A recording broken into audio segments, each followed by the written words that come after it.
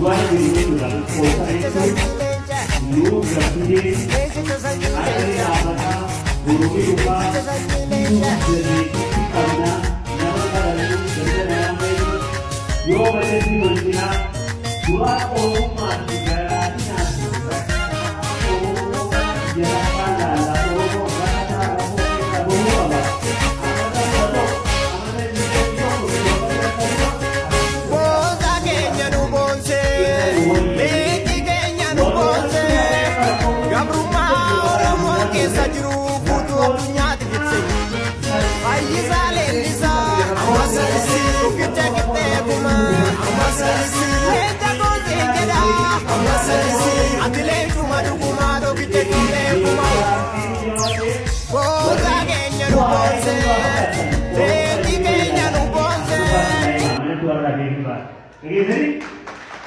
Thank you.